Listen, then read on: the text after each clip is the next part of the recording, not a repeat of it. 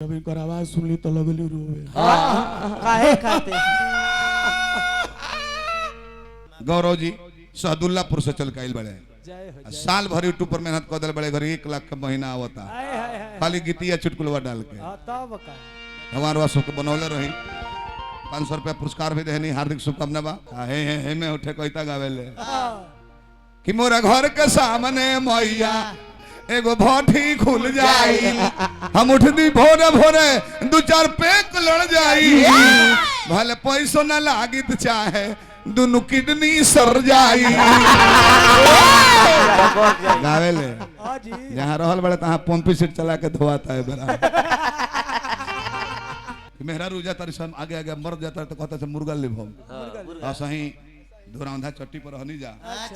अब बाबा के आगे आगे यहाँ का मलकीनी, बाबा पीछे पीछे अभी जी घर से खिसिया करनी कनी है भौजाई के कि लहसुन प्याज हम ना खैले कने तब मैं महाराज मुर्गा में लहसुन प्याज डाल देना मुर्गा में लहसुन प्याज मुर्गे में तो ना खाए तो खाली है जब बनता पकता यहाँ का मलकिनी मुर्गा वाला से कहता है ठेला वाला से हमको एक रान चाहिए और 2 कलेजी तो वो बोलने रहे कहता काहे दुगो पुरान पथरी होई तो ना खा ले। तू जेतना बात कथ देता रहो गाला गौला 3.5 गो आ बात कहले 3-6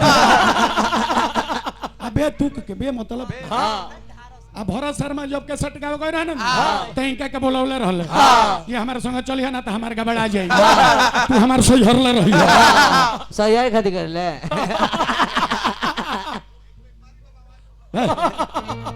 अभी ना वो कोली तोहरे लगे बीमारी लगे तोहरे भाई एने ना लगे। सब संत के मंडली है, ये संत के मंडली है।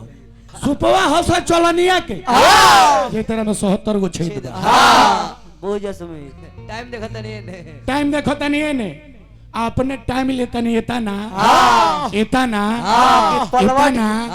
कि पलवट के मालो गुरु ना ले बचकाल पाड़ी ना ली बबुआ उल्टा चोर को तोवाल के डांटे लगटा घूम घूम का परा बाटे आई लंगटा घूम घूम का पड़ा बांटे ना भगला माला पहनावे के समय बा जानते नहीं सुमरन में बुद्धि का लगोलो हो ये हमरा तो पैसा तनी कम मिल लो बाबा अपन ढंग बना के कमा ले बा तो तनी अब व्यवस्था हमार लगावे दी हमू माला पहनाए बाकी रोकर समय बा जानते नहीं अभियंता जी और वो तनिए मनी में आगर आ जाता ये बारा भरत शर्मा जियत रहे अगर मर गए रहते तो इनके लोग भरत शर्मा इतना सुंदर यहाँ के क्वालिटी बा, इतना सुंदर आवाज लगा वो तनी जब इनके संगे हमारे दुगुला रहे आज जब मरले आवाज नु और तो लोग आई रहे एगो बूढ़ पुरानिया काकी जब इनकर आवाज सुनली तो लगली रोवे। काहे खाते? काहे जी काहे?